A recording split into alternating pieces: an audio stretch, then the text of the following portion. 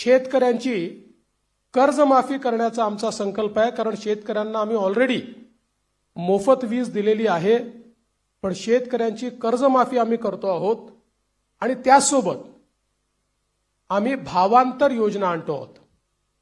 म्हणजे हमी भावापेक्षा जर कमी भावामध्ये मार्केटची खरेदी सुरू झाली तर हमी भावाने खरेदी तर करूच, पण ज्या ठिकाणी हमी भावाने खरेदी होणार नाही त्या ठिकाणी भावांतर योजना राबवून जो काही मधला डिफरन्स आहे तो थेट शेतकऱ्याच्या खात्यामध्ये टाकण्याचा निर्णय आम्ही घेतलेला आहे। आणि हे आम्ही मागच्या वर्षी देखील करून दाखवलं। आपल्याला कल्पना आहे की आंतरराष्ट्रीय बाजारपेठेमुळे कापूस आणि सोयाबीनचे भाव पडल्यानंतर आम्ही लोकसभेपूर्वी निर्णय घेतला होता की भावांतर योजनेतून आम्ही पैसे देऊ। आचारसंहिता संपल्याबरोबर ते पैसे थेट शेतकऱ्यांच्या खात्यामध्ये आम्ही दिले आहेत। आम्ही या ठिकाणी प्रत्येक गरीबाला अन्न आणि निवाऱ्याचा हक्क हा देण्याचा निर्णय घेतलेला आहे। आणि जी वृद्ध पेन्शन योजना आपण चालवतो, ज्याच्यामध्ये 1500 रुपये आपण देतो, ते 1500 रुपयावरनं 2100 रुपये आपण करण्याचं ठरवलंय। किंबहुना अशा प्रकारच्या सहाय्यतेच्या जेवढ्या योजना आहेत, मागच्या काळामध्ये महायुतीच्या सरकारने 1500 रुपये केले होते, ते 1500 रुपयाचे 2100 रुपये आता पुन्हा महायुतीचं सरकार आल्यानंतर आम्ही त्या ठिकाणी करणार आहोत। यासोबत ज्या जीवनावश्यक वस्तू आहेत त्यांचे भाव स्थिर ठेवण्याकरता आम्ही त्या ठिकाणी मार्केट इंटरव्हेन्शन करणार आहोत।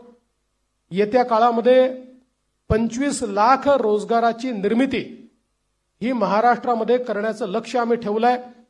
आता ज्या गतिशीलतेनं महाराष्ट्रामध्ये औद्योगिकरण होत आहे आणि एफडीआय मध्ये देशाच्या 52% एफडीआय आपल्याकडे आलाय, मला विश्वास आहे की 25 लाख रोजगाराच्या संधी आम्ही तयार करू आणि त्याचसोबत 10 लाख विद्यार्थ्यांना या ठिकाणी विद्यावेतनाच्या माध्यमातून आम्ही त्या ठिकाणी नोकऱ्या करण्याकरता किंवा त्यांना रोजगार देण्याकरता अग्रसर असणार आहोत।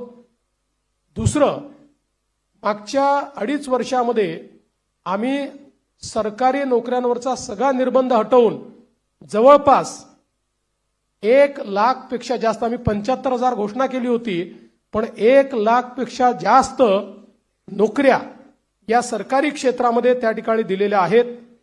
आणि यासोबत आमचा प्रयत्न आहे की जो गरीब किंवा मध्यमवर्गीय आहे याला सौर आणि अक्षय ऊर्जेचा वापर करून त्याच्या वीज बिलामध्ये 30% सूट हे आम्ही त्याला देण्याचा प्रयत्न करणार आहोत।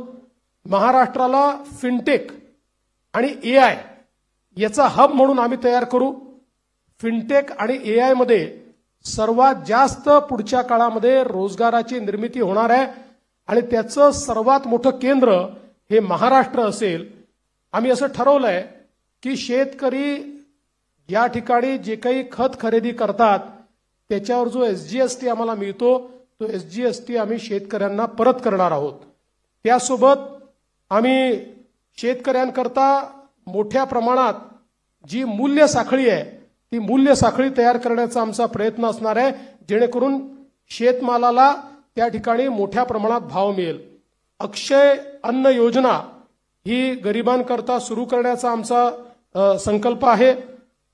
महाराष्ट्रामध्ये कौशल्य जनगणना आम्ही करणार आहोत, स्किल सेन्सस, आणि त्या स्किल सेन्ससच्या आधारावर वेगवेगळ्या सेक्टरमध्ये कुठे इंटरव्हेन्शन करण्याची गरज आहे आणि कशा प्रकारे त्या स्किलचा वापर करण्याची गरज आहे याचा प्रयत्न आम्ही करणार आहोत।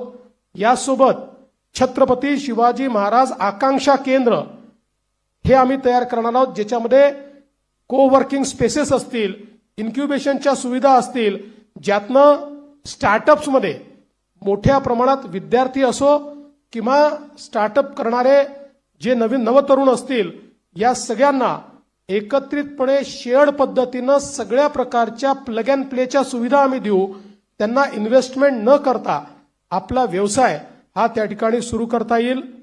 उद्योजकांना देखील नवीन उद्योजक तयार करण्याकरता 15 लाखापर्यंत बिनव्याजी कर्ज हे देण्याचा आमचा प्रयत्न आहे आमचे जे विविध महामंडळ आम्ही तयार केलेले आहेत विविध घटकांकरता त्यांना हे बिनव्याजी कर्ज 15 लाखापर्यंत देण्याचा आमचा निर्णय, यासोबत ओबीसी असतील, ईबीसी असतील, ईडब्ल्यू असतील, एनटी असतील, व्हीजेएनटी असतील आणि अर्थातच एससी आणि एसटी असतील, या सगळ्यांना शिक्षण शुल्क आणि परीक्षा शुल्काची प्रतिपूर्ती करायची हा निर्णय देखील या ठिकाणी आम्ही घेतलेला आहे.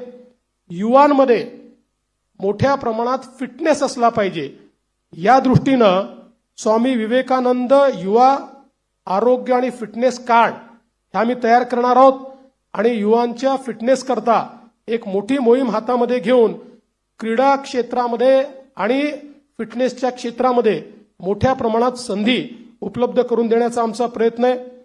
गडकिल्ल्यांच्या विकासाकरता प्राधिकरण हे तयार करण्याचा आमचा मानस आहे. मागच्या काळात काही गडकिल्ल्यांकरता आपण केला, पण सर्व गडकिल्ल्यांचं संवर्धन करणारं एक प्राधिकरण हे या ठिकाणी आम्ही तयार करणार आहोत.